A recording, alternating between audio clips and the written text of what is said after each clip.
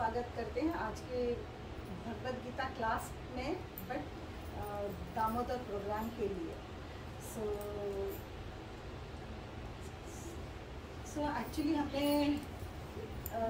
बहुत सारा discussions already हमने लास्ट वीक में 2 क्लासेस भी किए हैं, बट जस्ट बिकॉज आज न्यू फेसेस बहुत सारे हैं जो उस डिस्कशन में नहीं थे, तो थोड़ा बहुत हम रिपीट करेंगे what we already have discussed. So जो थे उनके लिए वो रेपिटेटिव होगा, क्षमा चाहते हैं उसके लिए। सो और ये will make it not very detail oriented. हम बिकॉज ऑलरेडी वी आर एकदम बहुत टाइम के पार चले गए हैं, सो we'll make it fast, we'll try to keep it fast. So देखते हैं how Radha Rani and Krishna helps us. So ये जो मंथ है, Kartik month, very special month for all the devotees, not only devotees, मतलब जो भगवान के भक्त हैं सिर्फ उनके लिए ही नहीं, बट ये हर एक व्यक्ति जो अपने आप को सनातन धर्म से रिलेट कर सकता है उसके लिए। क्योंकि कहा जाता है कि ये जो दीप अर्पण करना इस मास में, कार्तिक मास में दीप अर्पण करना इतना स्पेशल है कि हमने अपने करोड़ों लाइफ्स, मतलब हमारे टाइम इमेमोरियल हमने जितने सिंस किए हैं, जितने पाप हमने कृत किए हैं, वो सारे पापों का, और या हम करना अभी करेंगे और कर रहे हैं और किया था, वो सबका जो एक्यूमुलेटेड रिजल्ट जो आता है, वो सारों को एक दीप हम इस मास में, इस कार्तिक मास में इस एक दीप, वो भले घी का दीप हो या सेसमी ऑयल का, तिल का दीप हो, वो हम जब भगवान के चरणों में, भगवान श्री दामोदर के चरणों में ऑफर करते हैं, तो वो सारे पाप जिस तरह से एक रुई का पहाड़ कितना भी बड़ा हो, बट जैसे ही आग लगे, तिल्ली लगे, तो पूरा बिल्कुल विदाउट एनी टाइम वो सबको भस्म करके बिल्कुल ऐसा छोटा सा गोला बना देगा राख का। तो उसी तरह एक दीप हम अर्पण करने से हमारे सारे इतने कल्पों के, हमारे लाइफ आफ्टर लाइफ हमने जितने सिंस को एक्यूमुलेट किए, वो सारा एक दीप अर्पण करने से नष्ट हो जाता है। सो ये मंथ हमारे लिए कितना स्पेशल है, हमें उसका फुल लाभ उठाना चाहिए। मतलब ये मंथ जो 10 अक्टूबर या 9 अक्टूबर, सोचिए कि शरद पूर्णिमा से लेकर अभी कार्तिक पूर्णिमा जो 8 नवंबर तक होगा, तो ये सारे दिन बहुत स्पेशल है। यानी भगवान ने हमें कि जो भी राधा रानी और उनसे रिलेटेड या राधा रानी की जो वर्शिपर हैं, वो सब मुझे अत्यंत प्रिय हैं। जितनी राधा रानी प्रिय हैं, उतनी ही मुझे राधा रानी के वर्शिपर्स प्रिय हैं। तो जो राधा रानी को इस बिकॉज ये मंथ राधा रानी का मंथ है, तो इस मंथ में हम जो कुछ करते हैं वो भगवान बहुत प्रसन्न होते हैं उस मंथ से, और हमारे ऊपर असीम कृपा बरसाते हैं। उनको ऐसा लगता है कि ओह, मेरी राधे को प्लीज़ करने के लिए ये भक्त इतना प्रयास कर रहा है या कर रही है, तो मुझे इसको अनगिनत बेनेडिक्शंस देने हैं। भले हम उसकी योग्यता रखते हैं या नहीं रखते, परंतु भगवान इतने कृपालु हैं, इतनी अनुकंपा दिखाते हैं कि वो बिल्कुल ऐसे, मतलब वो गिनते नहीं है कि मैं कितना दे रहा हूँ, ऐसे अनलिमिटेड दे रहे बस। सो इसीलिए कहा जाता है कि इस मास में हम जो कुछ करें, यानी एक सिंपल हमारे लिए सिंपल है, परंतु भगवान के लिए वो अति प्रिय है। तो एक तुलसी दल यदि हमने भगवान को अर्पण किया इस मास में, तो वो इतना स्पेशल, भगवान इतना स्पेशल वो से काउंट करते हैं कि हमने 10,000 काउस दान में दिए होते हैं, उस तरह भगवान स्वीकार करते हैं कि इस भक्त ने मेरे लिए, मेरे चरणों में तुलसी दल दिया, तो इसे ऐसा बेनेडिक्शन मिलेगा जितना 10,000 काउस दान करने का होता है। और हम जानते हैं कि एक काउ इज इनफ हमें वैतरणी पार करने से। वैतरणी यानी वो जो नदी है जो पूरा गंदगी से भरा हुआ है, पस टूल गंदगी सारे वो भरा हुआ है, और जो लोग पापी लोग होते हैं उनको उसके थ्रू जाना होता है यमराज को अपना हिसाब किताब कराने के लिए अपने मृत्यु के पश्चात।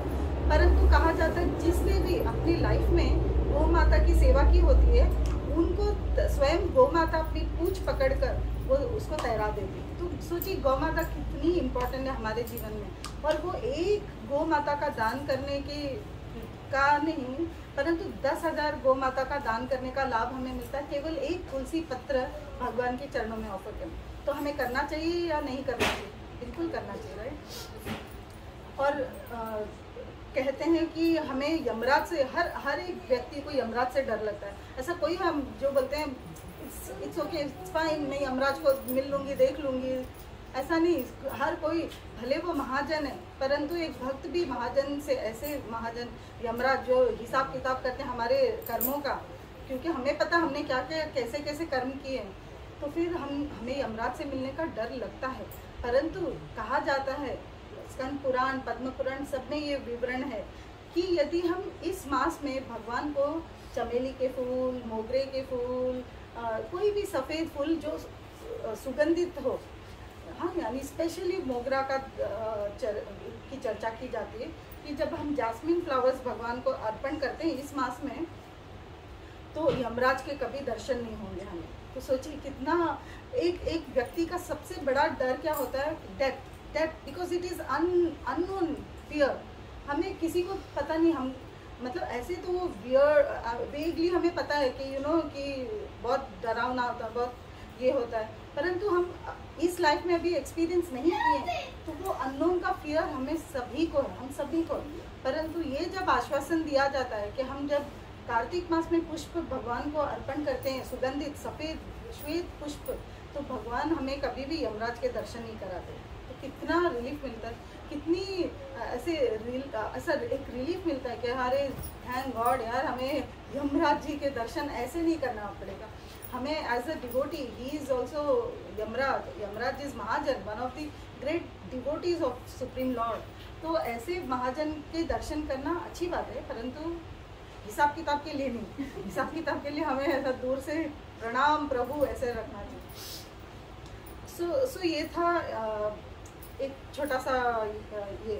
फिर कमल का पुष्प, तुलसी, लक्ष्मी माता बहुत प्रसन्न होती है यदि जब हम कमल का पुष्प इस मास में, हर मास में हम ऑफर कर सकते हैं, और भगवान को और भगवान की प्रेयसियों को, भगवान की अर्धांगिनी को बहुत अच्छा लगता है। परंतु इस मास में करने का कुछ स्पेशल बेनेडिक्शंस मिलते हैं हमें। क्या कि जो लक्ष्मी माता है हमारे घर ऐसे आके बैठ जाती हैं जैसे घुटने तोड़ कर बैठ गई हो। घुटने टूटे होते हैं तो फिर वहाँ से जाते नहीं ना, otherwise she is known as Chanchala. वो एक जगह रहती नहीं, वो बहुत चंचला में यहाँ वहाँ आराम से घूमती फिरती रहती है, आज इसके घर, कभी उसके घर, कभी इसके घर, ऐसे। परंतु जो नारायण के वर्शिपर्स हैं, जो कृष्णा, राम, नरसिम्हा, इनके वर्शिपर्स हैं, उनके पास स्वयं लक्ष्मी माता स्वयं आके रहती हैं और दिल खोल कर रहती है। क्यों? क्योंकि उनके स्वामी है, और जहाँ उनके स्वामी है वहाँ वो निडरता या निश्चिंत होकर रहती है कि हाँ, ये तो मेरा स्थायी घर है, क्योंकि यहाँ मेरे नारायण हैं। सो लक्ष्मी जी बहुत प्रसन्न होकर यहाँ रहती हैं। फिर ऐसे अनगिनत ये हैं कि हमें हमेशा ये कहा जाता है कि पितरों की पितरों को शांति रहना चाहिए, पितरों का आशीर्वाद पाना चाहिए। तो Kartik month is one of the best months to pray, यानी हम जब एक दीपदान भगवान को करते हैं तो हमारे पितृ लोग में जो हमारे पितृगण हैं वो इतने प्रसन्न होते हैं, और यदि वो दुख में थे, यदि वो उनकी आत्मा को शांति नहीं मिली है, तो वो उनकी आत्मा को शांति मिलती, डेस्टिनेशन मिलता है, उनका गंतव्य वो प्राप्त करते हैं, बैक टू गॉडेड जाते हैं। कैसे जाते हैं? सिर्फ उनके किसी वंशज ने भगवान को दीपदान किया इस मास में। सो कितनी बड़ी बात है ये कम चीज़ नहीं है कि पितरों को शांति देना। पितरों को शांति देना इतना आसान नहीं। कई लोगों को कई लोग जाते हैं, जाना चाहिए एक्चुअली। चैतन्य महाप्रभु सीसी में बताते हैं कि चैतन्य महाप्रभु खुद अपने पिता जगन्नाथ मिश्रा के अर्थी को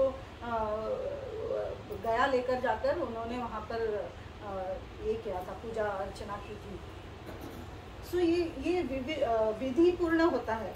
तो लेकिन ये सारों को हमें कार्तिक मंथ में भगवान को एक दीप अर्पण करने से ये प्राप्त होता है कि हमारे सारे पितृ खुश प्रसन्न होते हैं, और जब पितृ हमारे प्रसन्न होते हैं वो हमें अनलिमिटेड ब्लेसिंग्स देते हैं कि खुश रहो खुश रहो। कहा जाता है कि जब जब कार्तिक मास आता है तो सारे पितृ सब वेट करते हैं कि मेरा कोई तो वंशज, मेरा पुत्र या पौत्र या कोई तो उनके पौत्र कोई तो भी दीपदान करें। तो इतना वो लोग बेसब्री से वेट करते हैं, बेसब्री आतुरता से वेट करते हैं। सो ये मास हमारे लिए बहुत इम्पोर्टेंट होता है। और ये सब सेकेंडरी है। फर्स्ट ये है कि भगवान कृष्ण और राधा रानी स्वयं अत्यंत प्रसन्न होते हैं, और ये गारंटीड प्रसन्नता है उनकी।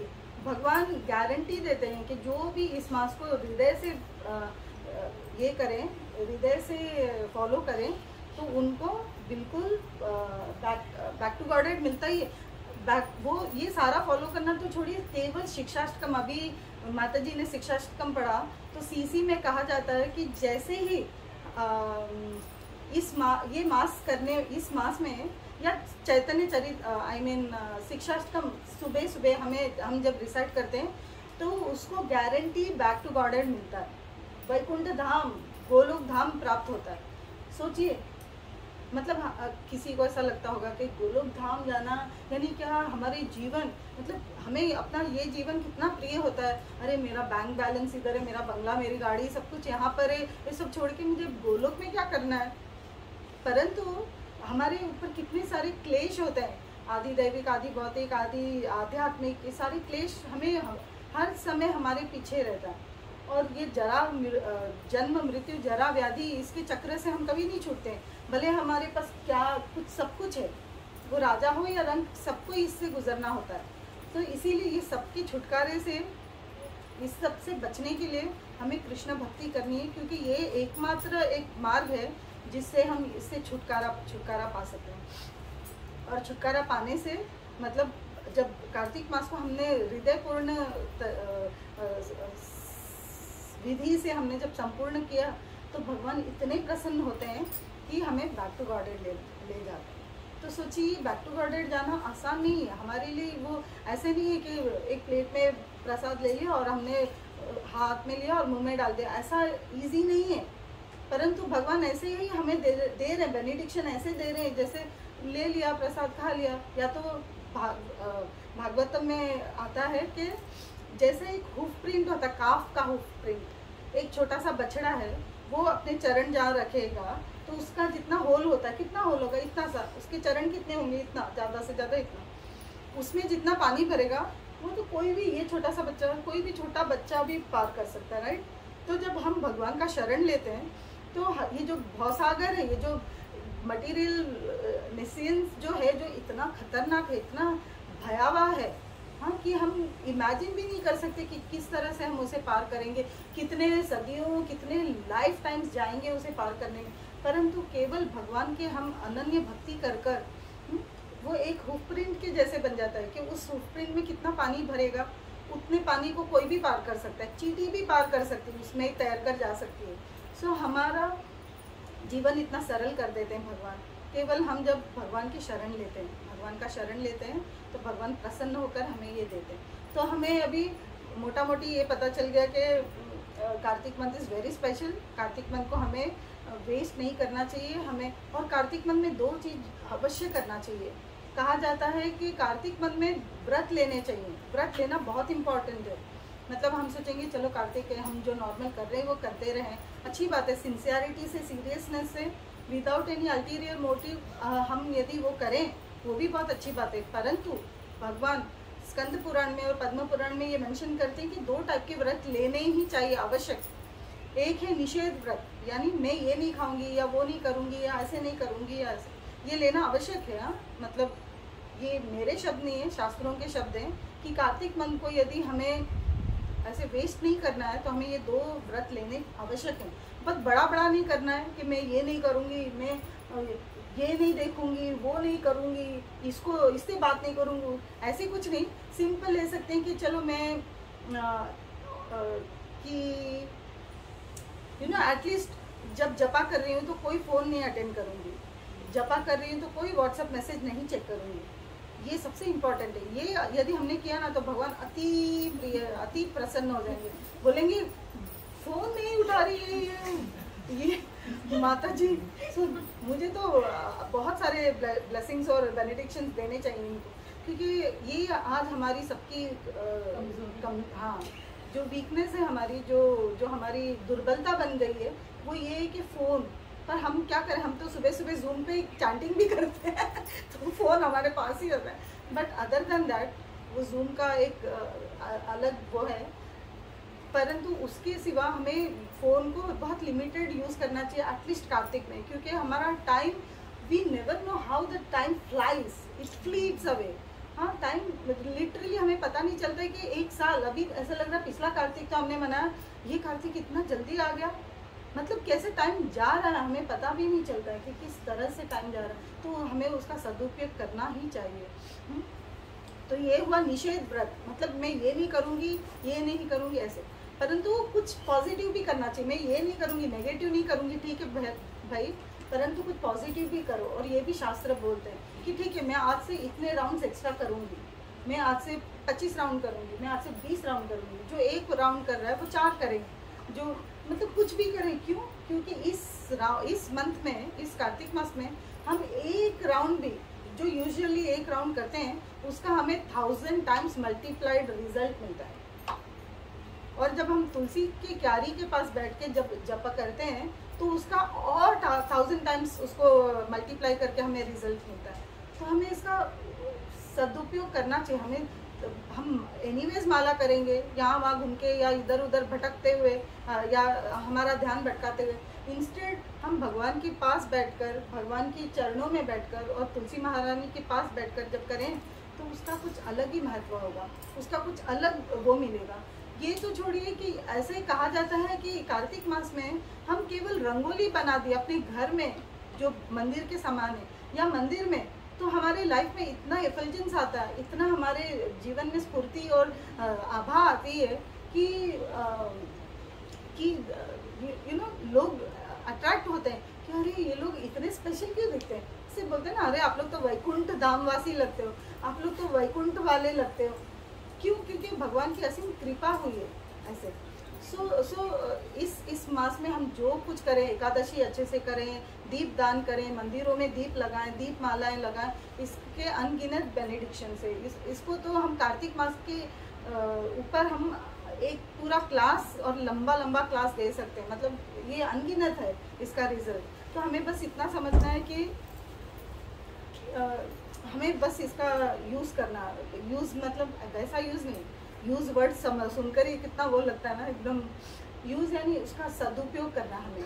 हमें अपना जीवन का अपना जीवन का उद्धार करके दूसरों को परोपकार करना चाहिए, दूसरों को भी बताना चाहिए कि कार्तिक मन में दीप दान कीजिए, और कुछ नहीं करना है, दीप दान करना है। जो कुछ घर में बनाए भोग या जो भी फ्लावर्स, फ्रूट्स जो भी है, भगवान को ऑफर करने से भगवान और लक्ष्मी माता, राधा रानी कितनी प्रसन्न होती हैं। सो इस मास में हमें बहुत ध्यान देकर हमें भगवान को प्रसन्न करने का प्रयास करना है। कहा जाता है इस मास में बहुत सारे पर्व भी आते हैं, अनलिमिटेड पर्व इस मंथ में आते हैं। हाँ, राइट फ्रॉम शरद पूर्णिमा, फिर गोपाष्टमी आगे आएगा अभी, फिर बहुलाष्टमी यानी राधा कुंड श्याम कुंड अपेरेंस डे कल था, और फिर दीपावली आएगी, फिर उसके पहले एकादशी के पहले नरक चतुर्दशी। हमने ये सारे डिटेल में रेखा माता जी के घर में डिस्कस किया था, सारे पर्वों के बारे में डिस्कस किया था हमने। 10 रीजंस फॉर दीपावली में 10 क्या क्या चीज़ें मनाई जाती है और क्यों, क्या मतलब क्या क्या हुआ था जो दीपावली मनाया जाता, वो हमने डिस्कस किया था। सो माता जी शॉर्ट में ठीक है माता जी, अभी जितना मुझे याद हो, मैं आज मेरा डायरी लाना भूल गई, मुझे लगा उस बड़े बैग में, बट उस बैग में नहीं है। सो मुझे जो कुछ अभी याद आएगा मैं बोलती हूँ। बाकी रिया माता जी यदि आपको याद आए तो आप ऐड करना।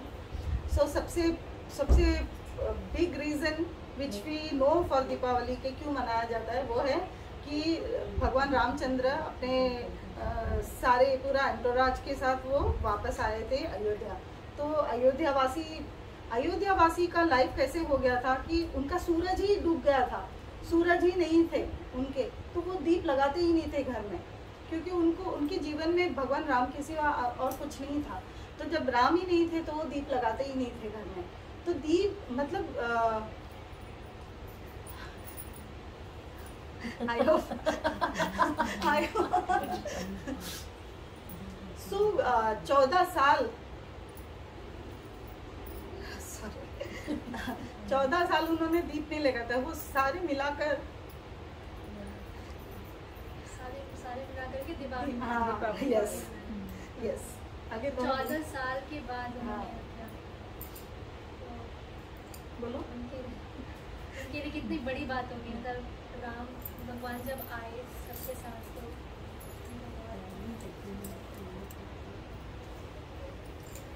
तो 14 रीजन होते हैं, ये तो पता ही नहीं था। दीपावली का सिर्फ एक ही हम लोग को पता है कि राम जी आते हैं। 10 reasons 10 टिश्यू। हाँ, स्नेहा माता जी आपके पीछे लक्ष्मी जी और नारायण जी की शादी में। हाँ yes, Ichha Mata ji was there. Thank you. Mahalakshmi समुद्र से इसी जरासंध का भी नरकासुर का। हाँ मैं अभी लाइन से बोल रही जरासंध का भी वो वधवंश हुआ था। यस यस, जरासंध नहीं, नरकासुर। बाली साउथ में इसलिए भी बनाते हैं कि वो बाली, हाँ यस, वो उनका राज्य वापस मिला था। नहीं, बाली ने अपना राज्य वापस दिया था उनको। अच्छा हाँ, बाली ने उनको हाँ। सुग्रीव को वापस दिया था। नहीं वो नहीं, वो नहीं, बलि महाराज। अच्छा बलि महाराज। हाँ बलि महाराज जो उन्होंने, एक्चुअली हम सीक्वेंस में जाते हैं। सो ये जो हुआ था, तो ये अयोध्या वासी सारे इतना लाइट लैम्प को लाइट करते हैं। 14 इयर्स उन्होंने जितना नहीं किया था, कोई भी दीप नहीं लगाते थे घर। सो उन्होंने सारों ने पूरा दीप लगाया, वो अमावस्या का दिन था। सो पूरी तरह से उन्होंने प्रज्वलित किए कि भगवान को आने में कोई दिक्कत ना हो। सो वो एक रीज़न था। सेकंड रीज़न जो माता जी ने अभी कहा कि लक्ष्मी और नारायण का विवाह उस दिन हुआ था। सो हम डिटेल में नहीं जाएंगे। जैसे ही ये हुआ था, क्या कहते हैं, समंदर मंथन हुआ था, तो लक्ष्मी माता प्रकट होती हैं और फिर वो उनके हाथ में वरमाला होता है और वो सिलेक्ट करती हैं। तो वो देखती हैं कि ये क्वालिफाइड नहीं, ये क्वालिफाइड नहीं, ये क्वालिफाइड नहीं। तो देखती हैं कि एक व्यक्ति जो थे, जो मुझे देख ही नहीं रहे, और वो बहुत इंटरेस्ट, मतलब उन्होंने लक्ष्मी माता का इंटरेस्ट को, अटेंशन को अपील किया। सो वो थे नारायण। सो नारायण के पास वो जाते हैं और वो अपना वरमाला पहनाते हैं। तो that was Lakshmi Narayan, because ये जो समुद्र मंथन हुआ था, ये पूरा एपिसोड भी कार्तिक में हुआ था। सो ये सेकंड रीज़न है कार्तिक का, समुद्र मंथन हुआ था। फिर लक्ष्मी नारायण का विवाह हुआ। तीन रीजंस हो गए। फिर चौथा, बलि महाराज ने जो प्रॉमिस किया था, जब बलि जो वामन द्वादशी तो 1 मंथ पहले हो जाता है, 1-1.5 महीने पहले होता है। सो उस तभी वो पूरा एपिसोड हुआ था। काइंड ऑफ उस समय उन्होंने वो पूरा प्लेज किया था कि मैं आपको मेरा सर्वस्व दे दूंगा, मेरा जो भी है, घर बार, ये जो भी तीनों लोग हैं, वो सारा मैं आपको दे दूंगा, और इंक्लूडिंग माई सेल्फ। वो अपने सर पे उनका पैर चरण ले लेते हैं। सो इस तरह से तो ये प्रॉमिस को एक्चुअली मटेरियलाइज करने के लिए 1 मास लग गया, 1-1.5 मास। और दीपावली के दिन उन्होंने एक्चुअली वो हैंड ओवर किया था। तो उनका पूरा, जैसे हम घर वगैरह खरीदते हैं तो ओके हो जाता है, डील डन, लेकिन वो डील डन फिर बाद में स्टैम्प ड्यूटी करते हैं, ये करते हैं, रजिस्ट्रेशन होता है, वो वगैरह, वो सब करके हमारे हाथ में की या पोजीशन मिलने के लिए कम से कम जितना समय लगता उतना समय बलि महाराज को तब लगा था। पूरा वाइंड अप करके उन्होंने अपना पूरा तीनों लोग उन्होंने वामन देव को सौंपा था। तो वो दीपावली के दिन हुआ था। ये 4 रीजन्स हो गए। 5वां रीज़न, नरकासुर का वध 14th डे को होता है, अमावस्या, दीपावली के 1 दिन पहले, नरक चतुर्दशी। तो नरक चतुर्दशी हम कहते हैं क्योंकि भगवान के पुत्र भौमासुर, जो वराह देव और धरती माँ का जो संग, जब वराह देव आते हैं धरती माँ की रक्षा करने के लिए, हिरण्याक्ष से बचाने के लिए, तब उन्होंने जब धरती माँ को उठाया तो वो दोनों के संग से एक पुत्र आते हैं, वो थे भौमासुर। भौम यानी वो धरती माता का पुत्र था, इसलिए भूमि का पुत्र भौम। सो वो भौमासुर थे। परंतु ये भौमासुर, जरासंध और शिशुपाल जैसे पापी लोगों से मिलकर या अधर्मी या काइंड ऑफ जो राइचियसनेस पे नहीं थे, धर्म के मार्ग पर नहीं थे, उस वैसे लोगों के संग में आकर वो बहुत अधर्मी हो गए थे नरकासुर। और उन्होंने ऐसा कृत्य किया कि 1 नहीं, 2 नहीं, 3 नहीं, 5 नहीं, 100 नहीं, 16,100 कवारी कन्याओं को, जो राजाओं की पुत्रियां, जो राजकुमारियां थी, ऐसे लोगों का अटैक किया था, उन्होंने किडनैप किया था और एक बड़े काइंड ऑफ वेयर हाउस जैसे जगह पे उनको बंदी बना के रखा था। और वो लोग भगवान से प्रार्थना करती थी, वो जो लड़कियां थी वो भगवान से प्रार्थना करती थी कि भगवान, जिसके कोई नहीं होते उसके जगदीश आप होते, ऐसा सुना है, तो हमारी रक्षा कीजिए, प्लीज़ आइए हमारी रक्षा कीजिए। सो भगवान आते हैं स्वयं अपनी पत्नी सत्यभामा के साथ, वो आते हैं और नरकासुर तो चतुर्दशी को यानी दिवाली के एक दिन पहले उनका वध करते हैं भगवान, स्वयं अपने पुत्र का वध करते हैं। मतलब भगवान की दृष्टि में धर्म ही सबसे श्रेष्ठ है। भले मेरा स्वयं का पुत्र ही अधर्मी हो, पर मैं उसका नाश करूंगा, क्योंकि धर्म श्रेष्ठ है और भगवान स्वयं धर्म पर्सनिफाइड है, तो भगवान अधर्म को कभी सहन नहीं कर सकते। तो उन्होंने अपने पुत्र को का नष्ट, उनको एक ही, हाँ हाँ। सो उनका वध किया और फिर ये लड़कियों को सबको छोड़ ये कर दिए, वो फ्री हो गए। परंतु ये लड़कियां सब प्रे करने लगी भगवान। और पहले के समय में ऐसा होता था कि कभी किसी लड़के ने छू लिया तो फिर वो उनकी हो गई ऐसे। तो बोलते हैं हमको नरकासुर ने अपने हाथों से पकड़कर हमें छूकर हमें कंटामिनेट किया, तो हमें और कोई एक्सेप्ट नहीं करेगा। परंतु भगवान आप तो हमारे लिए जगदीश्वर हो, तो आप जगदीश हो, तो आप यदि हमें स्वीकार नहीं करोगे तो हमें कोई भी स्वीकार नहीं करेगा। हमारे लिए एक मरना, मृत्यु एकमात्र फिर एक ऑप्शन रहेगा। तो यदि आप स्वीकार करें तो हमारा जीवन संवर सकता है। तो भगवान कृपालु है, एकदम भक्त वत्सल है, अनुकंपित है वो। सो अनुकंपावश उन्होंने अपने पूरे जितनी 16,100 लड़कियां थी सबके साथ विधि पूर्वक उन्होंने विवाह किया। और ऐसे नहीं कि जाके एक जगह रख दिया, एक महल में उनको सबको रखा, ऐसे नहीं, हर एक को उन्होंने 16,001 उनकी ऑलरेडी 8 विवाह हो चुके थे, तो 16,108 महल थे। सबको बहुत सुखी संसार उन्होंने दिया था।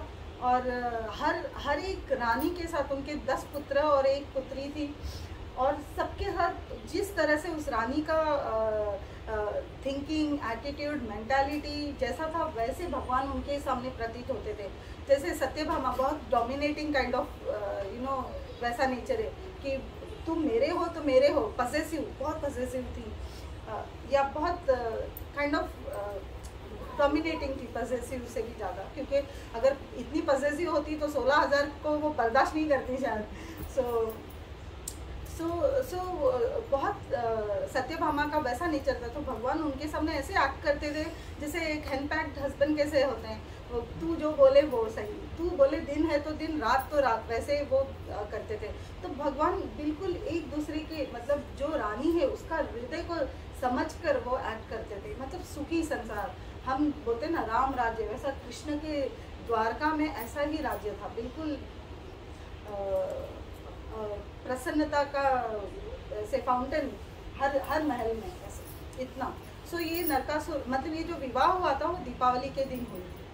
ये जो 16,100 लड़कियों की विवाह भगवान के साथ वो दिवाली के दिन हुआ था। तो ये 4th रीज़न हुआ, या 5th रीज़न, वेरी गुड। तो ये 5th रीज़न था। 6th ये कहा जाता है कि हमारे जो सिख गुरु गोविंद सिंह है, उन्होंने 1562 या 72 आई गेस, 1572 में उन्होंने गोल्डन टेम्पल का वो किया था, उद्घाटन किया, निर्माण किया था। सो ये हुआ था दीपावली के दिन। दीपावली के दिन महावीर स्वामी यानी जैन तीर्थंकर 24 तीर्थंकर जो होते हैं वो भी दीपावली के दिन उनका आविर्भाव हुआ था, यानी he also appeared on Deepavali day. तो ये 7th रीज़न था। 8th reason Pandavas, yes, thank you Richa माता जी, yes. So जिस दिन जब पांडवास 12 साल के वनवास और 1 साल के अज्ञातवास के पश्चात जब आते हैं, तो उस दिन भी वो बहुत अमावस्या की रात्रि थी, तो वो लोग भी आकर वो मनाते हैं। वो प्रसन्नता का समय है ना, अवसर ऐसा कि वहाँ 13 वर्ष के पश्चात आए, तो वो भी खूब दीप लगाते हैं, खूब अच्छा हर्ष उल्लास, वाह क्या शब्द है, थैंक यू तो हर्ष उल्लास का वातावरण था वो। तो तब वो भी दीपावली की रात्रि थी, जिस दिन ये आते हैं पांडव वगैरह आते हैं, तो वो भी दीपावली का ये था। तो ये 8वां रीज़न हुआ। 9th रीज़न है कि कॉन्टेम्प्रेरी एज में महाराज विक्रमादित्य, उनका जो राजाभिषेक हुआ वो भी दीपावली के दिन हुआ था। तो ये 9th रीज़न। मुझे 10th रीज़न याद नहीं है, ऋचा माता जी आ रहा है। डिस्ट्रक्शन ऑफ गॉडेस काली। हाँ यस, तो काली, हाँ farmers are celebrated because they grow crops. that is Bihu and Pongal. हाँ, पर ये काली माता की पूजा दीपावली के दिन काली पूजा की जाती है, काल रात्रि। हाँ काल रात्रि। सो दीपावली के दिन लक्ष्मी पूजा इसलिए की जाती है क्योंकि लक्ष्मी माता का विवाह नारायण से हुआ था, तो लक्ष्मी पूजा करते हैं। हाँ धनतेरस याद है, वो शरद पूर्णिमा के दिन उनका जन्म हुआ था एक्चुअली, वो जब उत्पन्न हुई थी।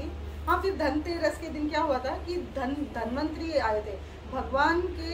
ये जो लीला है ना समुद्र मंथन, उसमें बहुत सारे अवतार हुए थे भगवान के। भगवान अजित के रूप में आए थे, जो उसके ऊपर बैठे थे, वो चर्निंग रॉड के ऊपर बैठे थे।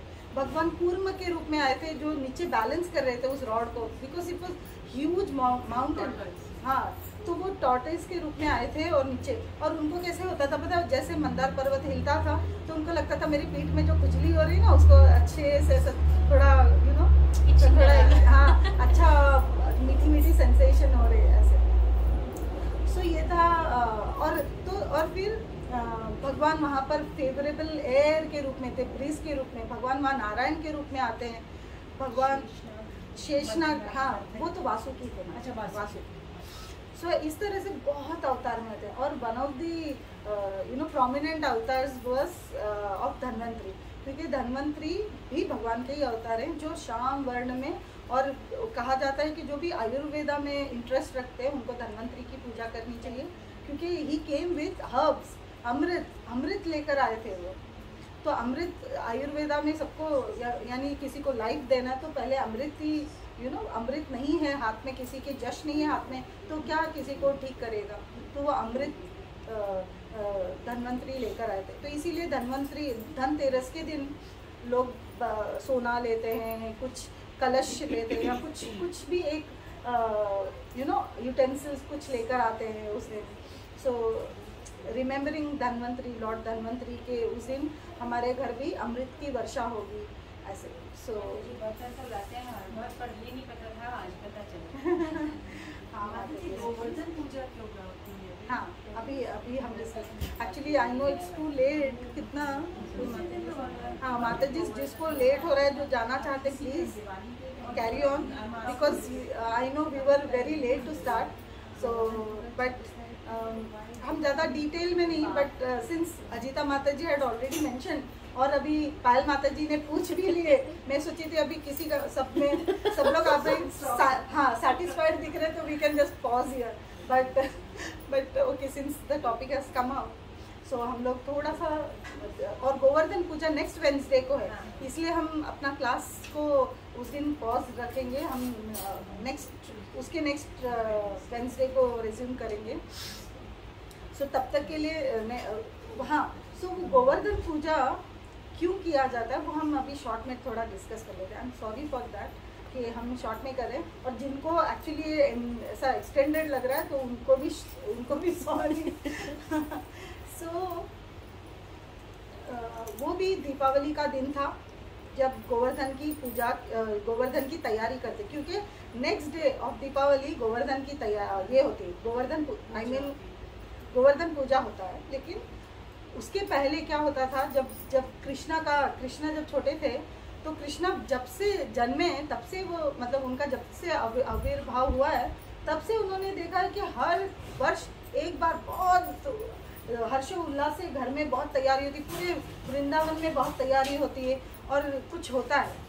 तो उन्होंने देखा कि बहुत व्यंजन बनते हैं, बहुत ये होता है, यज्ञ होते हैं वगैरह।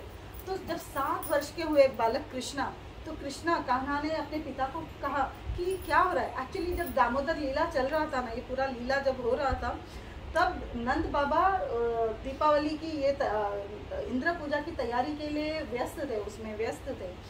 तो तभी वो सब चल रहा था। तो दामोदर लीला करने के मतलब तभी तो वो छोटे थे, पर जब 7 वर्ष के हुए तब उन्होंने पूछा, पिताजी मैं आपको पूछूँ ये क्या क्यों हो रहा है, और इतनी सब तैयारियां हो रही, इतनी व्यंजन बन रही, इतनी सब भाग दौड़ चल रही है, सब किस लिए हो रहा है और क्या होने वाला है। तो बोले पुत्र ये कान्हा ये तो गोवर्धन इंद्र पूजा की तैयारी हो रही है। तो बोले इंद्र की पूजा क्यों होती है।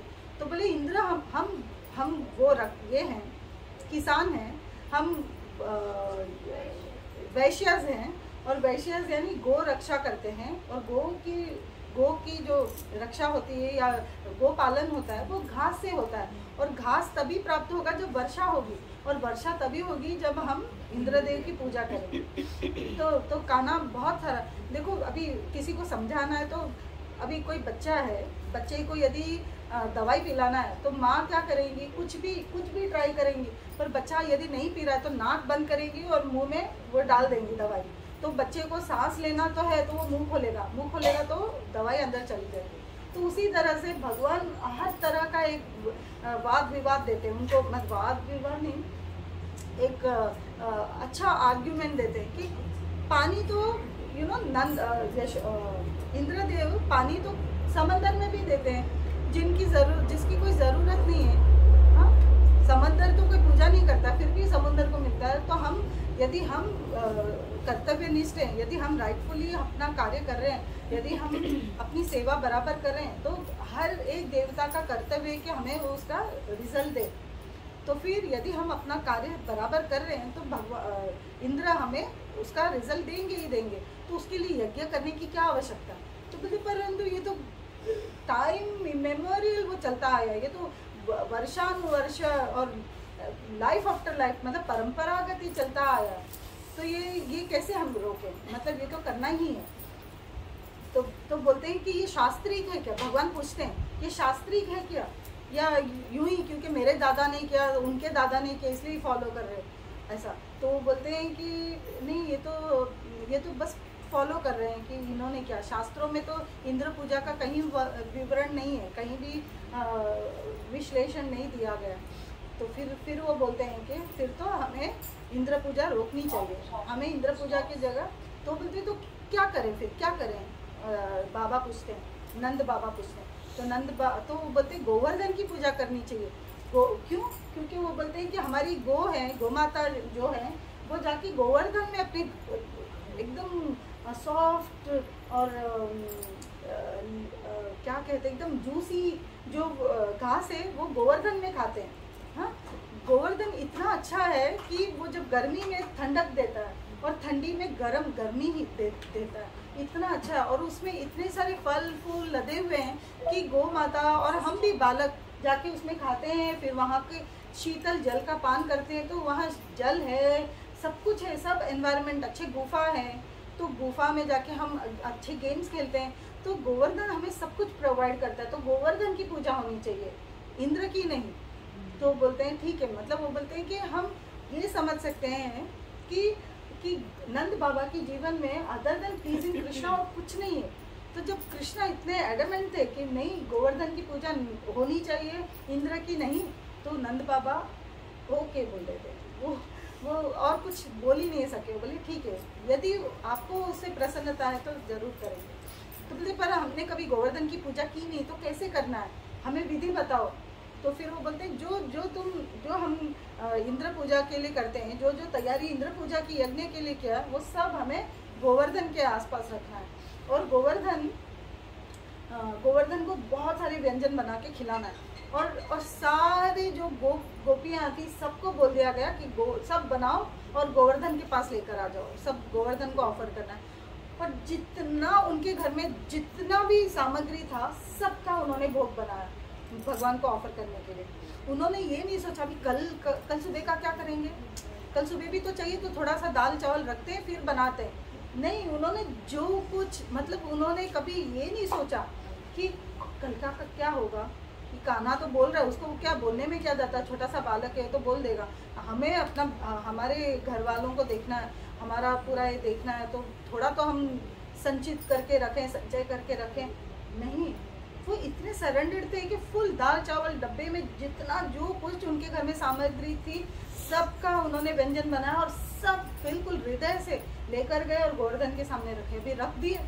अभी बोले कि अभी ऑफर करो, तो कौन ऑफर करेगा, ऐसा कौन पंडित है जो इतने बड़े विशाल गोवर्धन को भोग लगाएंगे। तो बोले कृष्णा तुमने ही सजेस्ट किया ना, तुम ही ऑफर करो।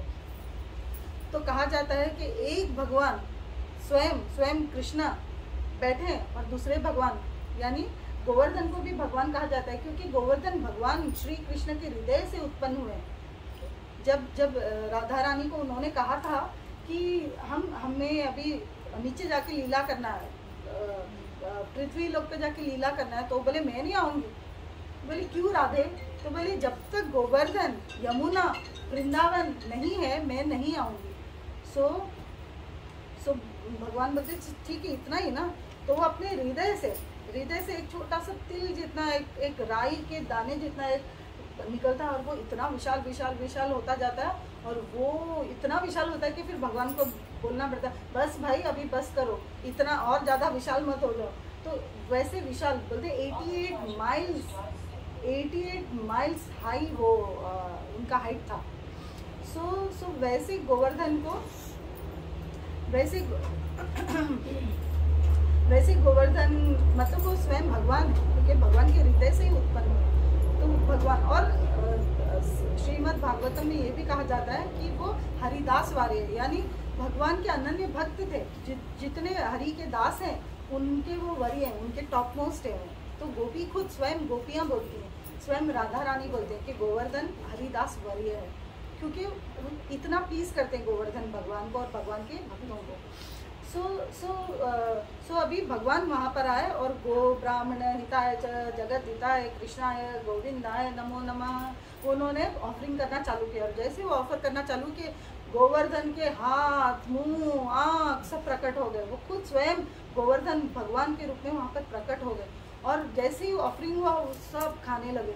और जितना सब कुछ था ऐसे समंदर ऑफ दाल, समंदर ऑफ खीर, पहाड़ ऑफ पूरियाँ, पहाड़ ऑफ राइस, सब कुछ उन्होंने ऐसे एक इसमें खा लिया।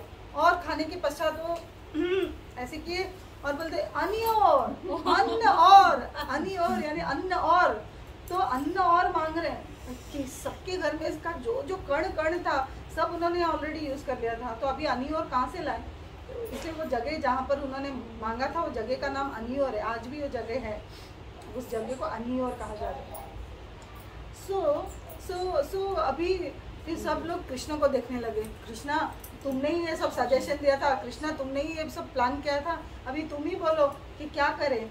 तो फिर कृष्णा बोलते ठीक है तुलसी दल दो, गोवर्धन को तुलसी खिलाओ। और सोचिए कि कितना बड़ा विशाल गोवर्धन एक तुलसी दल से प्रसन्न हो जाते हैं और उनको बर्प आ जाता है, उनको डकार आ जाती है और वो बर्प लेके फिर बोलते हैं, फिर सारा सब कुछ जो भी उन्होंने खाया था सब कुछ वापस देते हैं और बोलते हैं ये सब आप लोग लीजिए, ये महाप्रसाद है आपको। और फिर वो पूछते हैं, सारे ब्रजवासी पूछते हैं अब क्या करें और क्या करें। तो बोलते हैं कि सब लोग अच्छे से सजिए और सब लोग तैयार होके ढोल नगाड़े के साथ गोवर्धन की परिक्रमा करें। तो गोवर्धन पूजा के दिन गोवर्धन की परिक्रमा करते हैं सब लोग। तो हमें भी गोवर्धन, हम यहाँ पर हैं परंतु हम मानसिक गोवर्धन परिक्रमा कर सकते हैं। और सिर्फ गोवर्धन पूजा के दिन क्यों, हम हर दिन कर सकते हैं। हर दिन कल हम राधा कुंड का पेरेंट्स डे था, वहाँ पर तो नहीं थे, तो हमने मानसिक पूजा की थी कि गोवर्धन कि हम राधा कुंड में श्याम कुंड में हमने स्नान किया, हमने कृपा कटाक्ष पढ़े 108 बार पढ़े, कितने भी, हम तो 1008 बार भी पढ़ सकते हैं ना मानसिक तौर पे। तो हमें क्यों कम करना, ज़्यादा से ज़्यादा हम कर सकते हैं। तो वैसे हमें परिक्रमा भी करनी है, मानसिक परिक्रमा, बिकॉज हम अभी यहाँ पर हैं। परंतु ये कलयुग इतना अच्छा है, और स्पेशली कार्तिक में तो हमें इतना बोनांजा और बेनेडिक्शन मिलता है कि हम बिल्कुल सोचते भी हैं अच्छा करने का, बुरा सोचते हैं तो actually it's not counted, but बुरा सोचना ही नहीं चाहिए, क्योंकि फिर बुरा सोचते हैं, फिर एक्शन होता है, फिर बोलते हैं, और सब कुछ वो फिर कल्चर बन जाता है, तो वो होना नहीं चाहिए। सो जो भी हम अच्छा सोचते हैं तो उसका भी मल्टीप्लाइड हमको रिजल्ट मिलता है। सो हम परिक्रमा कर सकते हैं। तो फिर सारे ब्रजवासी परिक्रमा करते हैं गोवर्धन की, और इतना ढोल नगाड़े बजाते हैं, जय गोवर्धन जय गोवर्धन, ऐसे गा गा के वो लोग चलते हैं, और सब प्रसन्न है, हर एक उधर प्रसन्न है, केवल एक को छोड़ के, ऊपर से इंद्रदेव ऐसे क्रोधित, एकदम आग बबूला हो रहे हैं। क्यों? क्योंकि मेरी पूजा छोड़ के एक पत्थर की पूजा करें, वो भी एक टॉकेटिव बालक की वजह से। एक 7 साल की टॉकेटिव बालक ने बोला, और ये वृंदावन वासी, ये ब्रजवासी इतने वो हैं, इतने ना समझ है।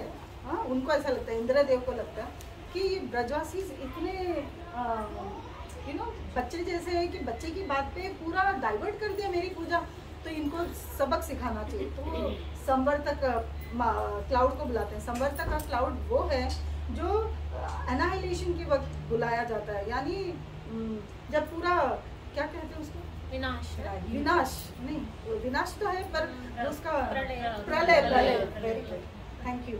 प्रलय का समय जब होता है तो वो ऐसा मूसलाधार वर्षा होती है, और पिलर के साइज की ऐसे बूंदे गिरती हैं। मतलब हमारी तो ये बूंदे गिरती हैं, ऐसे टप थोड़े गिरते हैं, तो भी हम बोलते हैं ओह कितनी बारिश हो रही है। तो वहाँ पर तो ऐसे पिलर्स ऑफ रेन गिर रहे थे, और लेकिन कुछ नहीं हो रहा था। आई मीन कुछ नहीं, क्या पूरा वृंदावन पूरा वो हो गया था, भर गया था। और सब लोग, मतलब वृंदावन में ये कल्चर ही था कि कुछ भी हो, पूतना आई हो, तृणाव्रत आया हो, या शकटासुर आया हो, जो भी आए हो, सब लोग किसका शेल्टर लेते हैं? कृष्णा के शेल्टर लेते हैं। और पता है कि कृष्णा मारते ही हैं। सो वो सब लोग जाके कृष्णा हमने आपकी बात मानी, और देखो अभी इंद्रदेव कितने प्रकोप में, कितना प्रकोप कर रहे हैं, कितने वो क्रोधित हैं, तो अभी बताओ क्या करें? तो बोलते चिंता मत कीजिए।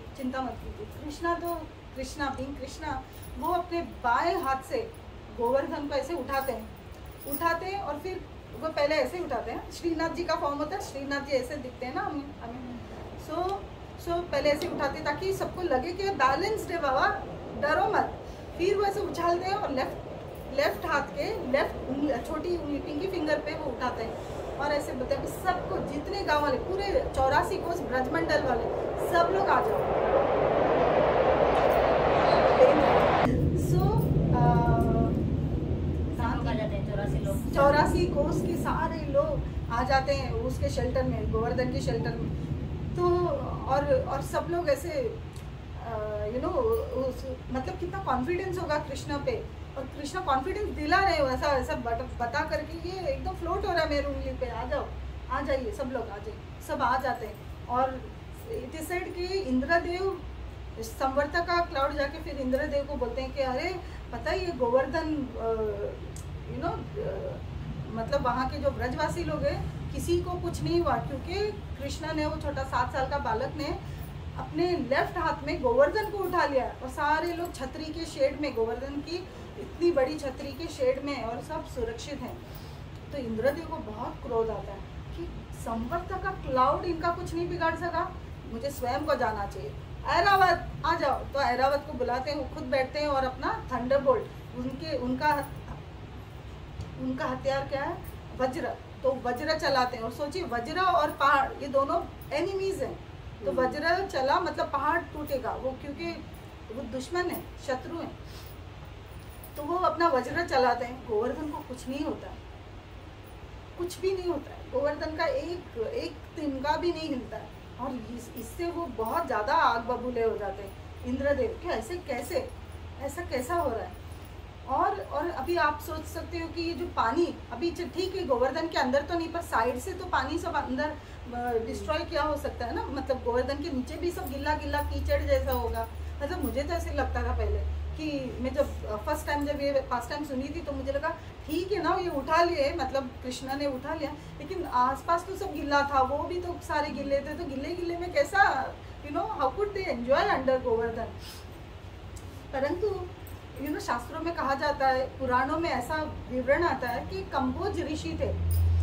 कंबोज ऋषि का एपेटाइट यानी जबरदस्त, मतलब वो समंदर पीते हैं, खाना मतलब उनका आहार होने के पश्चात, भोजन होने के पश्चात वो समंदर पीते हैं। तो सोचिए जब खाना खाने के पश्चात समंदर पीने का ताकत रखते, वो भोजन कैसा कितना करते होंगे, तो उनका ऐसा कैपेसिटी था। तो एक बार माता पार्वती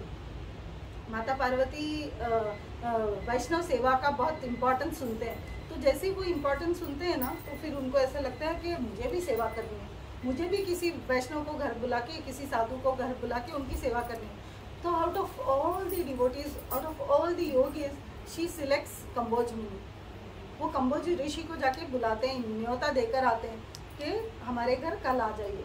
और फिर वो न्योता देने के पश्चात वो अपने पति लॉर्ड शिवा को जाके बोलते हैं कि हमारे घर कल कंबोज ऋषि आ रहे हैं। और लॉर्ड शिवा को शॉक ऑफ हिज लाइफ लगता है, बोलते हैं कि तुम्हें पता है कंबोज ऋषि कौन है, कैसा कितना आहार लेते हैं, क्या खाते हैं, क्या पीते हैं, पता है? तो बोलते वो जो भी खाते होंगे, मैं भी तो अन्नपूर्णा हूँ, मैं उनका सब वो निपटा लूँगी, देख लूँगी।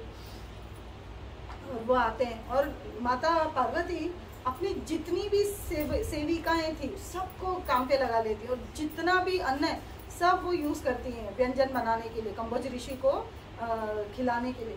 तो वो लगा सब जितना बड़ी थाली लगाते हैं, कंबोज ऋषि को बिठाते हैं, उनके चरण धो के, उनके हाथ वगैरह धुलवा कर उनको बिठाते हैं, और फिर उनके लिए भोजन आ रहा।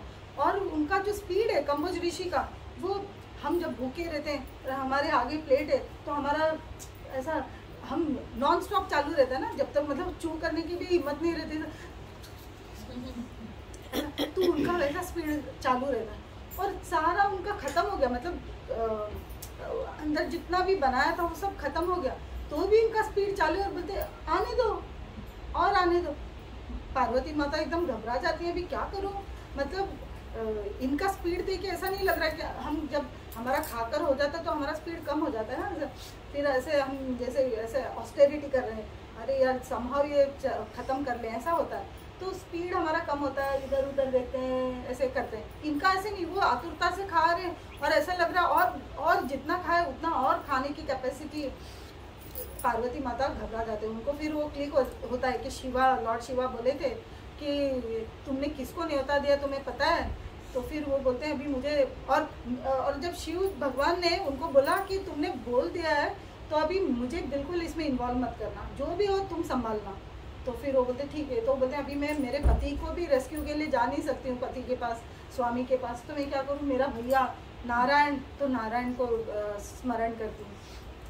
तो जैसे ही भगवान विष्णु को स्मरण करती हैं तो विष्णु छोटे से बालक 5 वर्ष के ब्राह्मण बनकर वहाँ पर आ जाते हैं। और ब्राह्मण बहुत क्यूट सा, जैसे वामन देव कैसे एकदम प्यारे से थे कि सबका हृदय ऐसे आ जा रहा था उनके, तो वैसे एकदम प्यारे से आए और वो बोले माता भिक्षान देही, भूख लगी, कुछ खिलाओ। तो माता सर पे हाथ रखती, बोलते एक तो मैं पहले से कंबोज ऋषि को सेटिस्फाई नहीं कर पा रही हूँ, ये और एक भिक्षुक आ गया, अब मैं क्या करूँ? ठीक है, अभी जो अपराध एक को अनसेटिस्फाई करने का मिलेगा, 2 को अनसेटिस्फाई कर, ठीक है आ जाओ। और वो बच्चा बालक था, और बालक का जो वो जिद करते हैं ऐसा कि हाँ मुझे यही करना है, मुझे वैसे करना है, तो बड़े मान लेते हैं। तो बोलते मुझे इसी चौकी पे, जहाँ पर जिस चौकी पे कंबोज ऋषि भोजन ले रहे थे, बोले मुझे यहीं पे बैठना है। कंबोज ऋषि बोले क्या है, ठीक है चलो आ जाओ बैठ जाओ। तो वो इतने प्यारे से लग रहे थे कि कंबोज ऋषि भी मना नहीं कर पाए। तो फिर वो दोनों की चौकी, मतलब एक ऐसी चौकी है और यहाँ पर एक थाली कंबोज ऋषि की सामने वो बैठे, और फिर उनको भी खाना मिला, मतलब उनको भी प्रसाद मिला। तो वो प्रसाद खाए, वो बालक, छोटा बालक, वो भी खाए और बोले पानी लाना। तो मतलब पानी लाना यानी खाकर हो गया, और उनको डकार भी आ गई छोटे बच्चे को, और उन्होंने डकार पानी पीने के बाद ऐसा हाथ उधर ही धो दिया। और कहा जाता है कि जब चौकी वो जहाँ पर कंबोज ऋषि खा रहे थे, तो जहाँ पर उन्होंने हाथ धो लिया, मतलब वो कंटामिनेट हो गया, अभी he can't ask for more food. तो अभी विष्णु ने, छोटा बालक ने वैसे कर दिया। तो अभी कंबोज ऋषि बोला अरे ये तूने क्या किया, मेरा तो मैं अभी सेटिस्फाई भी नहीं हुआ, फुल भी नहीं हुआ, तो तूने ये कर लिया, तो अभी मैं क्या करूँ, अरे मुझे पानी तो पीने देता। तो कहा जाता है कि जब चौकी में हाथ धो लिए मतलब ये पानी भी नहीं पी सकते ऐसा। तो फिर छोटा बालक जो विष्णु थे वो बोलते हैं कि मैया क्या नाम है, अन्नपूर्णा, मैया अन्नपूर्णा ने आपको भोजन खिलाया, मैं आपको पानी के लिए आमंत्रित करूंगा। तो कहा जाता है कि ये जब गोवर्धन का पानी ऊपर से जो आ रहा था वो सब कंबोज ऋषि को उन्होंने न्योता दिया और कंबोज ऋषि वो पीते।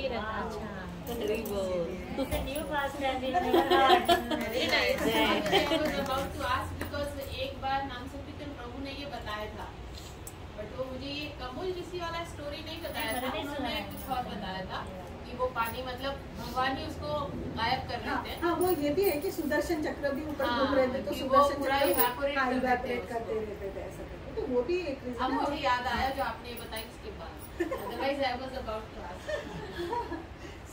सो कंबोज ऋषि को बहुत सेटिस्फेक्शन मिला, खूब पानी, वो भी गोवर्धन का महाप्रसाद, और भगवान गोवर्धन को छुए हुए हैं मतलब एकदम, और ऊपर वो क्रोधित हो रहे हैं, कौन, इंद्रदेव, और यहाँ नीचे पार्टियां मन रही हैं, उधर पार्टियां चल रही है इधर। और पता ये एकमात्र ऐसी लीला है जहाँ सारी रस, पांचों के पांचों रस, मतलब शांत रस, वीर्य, शांत रस, वात्सल्य रस, सख्य रस, माधुर्य रस, दास्य रस, ये सारे रस एक साथ यूज हो रहे हैं मतलब चल रहे हैं। क्यों? क्योंकि माधुर्य रस के नहीं, जो भी सखागण थे और जो भी जो गोर वगैरह थे तो वो सब भी अंदर थे, तो वो लोग शांत रस का आस्वादन दे रहे थे। जो दूसरे गोप थे, बड़े गोप, वो लोग से क्या बोल रहे थे पता है कि कृष्णा तो थक जाएगा बेचारा, छोटा सा नाजुक सा बच्चा है, और कितने देर से, और वो 7 दिन 7 रात कंटिन्यूसली इंद्रदेव जल बहा रहे थे, मूसलाधार बारिश कर रहे थे, तो 7 दिन 7 रात भगवान ने ऐसे उठाया था। तो पहले क्या होता था कि गोपियाँ रात को वो कृष्ण को देखती थी, वो सेटिस्फाई होती थी, और गोपगण थे वो दिन में उनको देखते थे, परंतु गोपगण रात में कृष्ण को मिस करते थे और गोपियाँ दिन में कृष्ण को मिस करते थे। परंतु ये एक था जब वो गोपियाँ वो सारे साथ में, सारे के सारे वहाँ पर थे और सब लीलाएं चल रही है। तो वो जो बड़े गोपगण थे वो क्या कर रहे थे कि छड़ी लगा देते हैं, हम भी थोड़ा सपोर्ट करेंगे गोवर्धन को, ऐसे तो वो लोग वो दासी रूप में थे तभी। और वात्सल्य में यशोदा मैया को लगता था मेरा कान्हा बेचारा नन्हा सा ये, तो उसको ये खिलाऊं वो खिलाऊं, तो वो खिलाती रहती थी, तो वो वात्सल्य भाव था। और सख्य भाव में तो ये मधुमंगल और ये लोग सब छेड़खानी करते ही रहते थे, सुबल वगैरह सारे गोप उनके साथ थे और सब मस्ती वगैरह करते रहते। और राधा रानी, वहाँ पर राधा रानी थी तो माधुर्य रस था, गोपियाँ थी, माधुर्य रस था। एक बार राधा रानी उनको एक ऐसी तिरछी नजर से देखती है तो कृष्णा के हाथ से वो डुल जाता है। तो मधुमंगल बोलते तू देखना नहीं है राधा रानी की तरफ, तो पर्वत बेचारा पर्वत भी वो होने लगेगा, फिर डुलने लगेगा, बहुत रिस्की है बाबा, उधर मत देखना। तो ये माधुर्य रस भी था। तो इस लीला में सब कुछ सारे रस वाले भगवान से वो आदान प्रदान कर पा रहे थे। सो इसीलिए ये एक्चुअली जितने घृणित कार्य किया था इंद्रदेव ने और ब्रह्मा जी दोनों ने ये किए थे, दोनों ने अपराध किया था, परंतु इंद्रदेव ने तो ब्रजवासियों को मारने का प्रयास किया था। कितना मतलब ब्रह्मदेव से भी, ब्रह्मा जी का अपराध से भी ज़्यादा तीव्र अपराध इंद्रदेव का था। परंतु फिर भी जब इंद्रदेव सुरभि को लेकर आते हैं क्षमा याचना करने के लिए, तो भगवान उन्हें क्षमा कर देते हैं। और क्यों? क्योंकि वो इतना सुंदर पास टाइम, इंद्रदेव ये नहीं करते तो इतना सुंदर पास टाइम सारे उनके डिवोटीज, हर लेवल के डिवोटीज, शांत रस से लेके माधुर्य रस तक, सबके साथ उन्होंने 7 दिन 7 रात कंटिन्यूस आँखों और हृदय और आत्मा की प्रसन्नता, चित्त प्रसन्न होने तक उन्होंने वो ये किया था। सो ये इसीलिए इंद्रदेव को उन्होंने क्षमा कर लिया कि ठीक है जो भी हो, तुम्हारा ऊपर जो चल रहा होगा, हमने तो एंजॉय किया यहाँ पर। So they had wonderful time together under Govardhan. So और गोवर्धन की लीला अपरंपार है।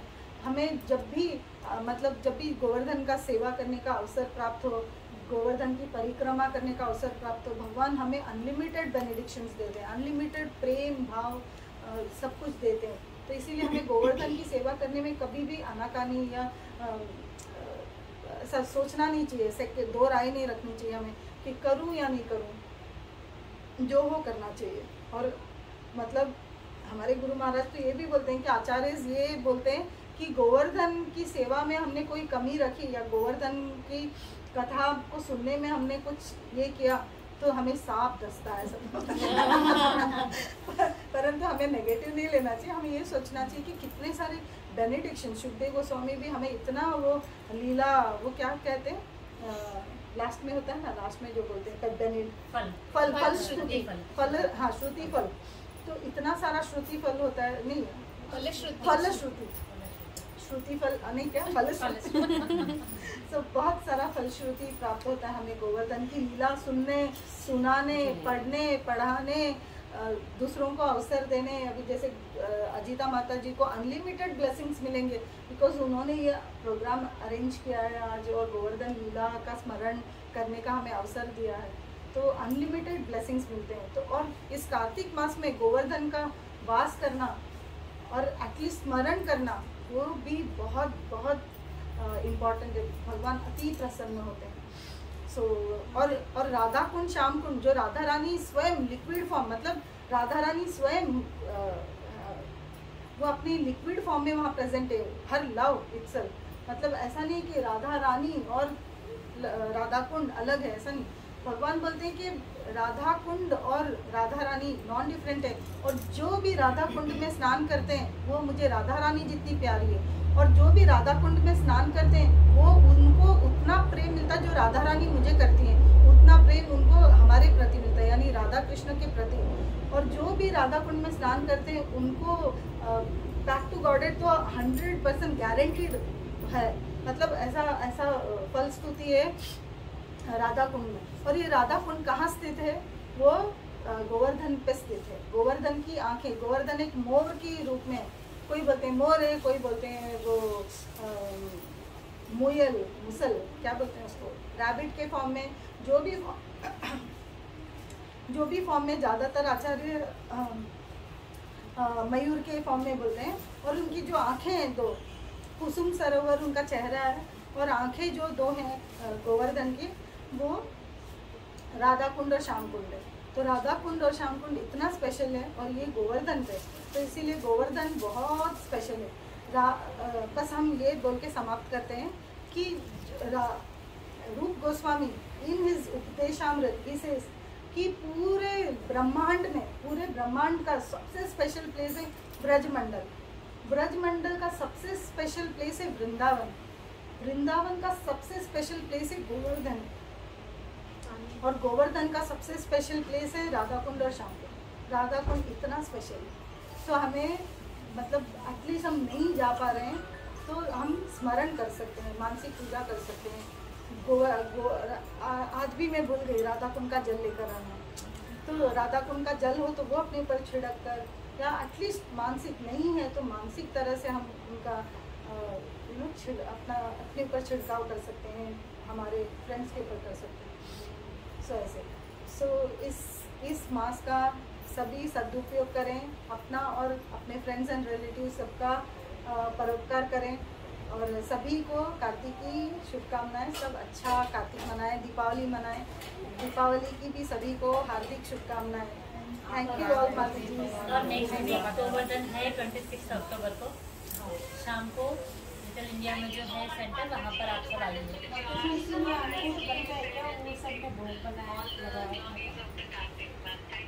Thank you so much, Mataji. I was feeling so embarrassed, sitting in front of you and speaking. I know you could have done it much better way, but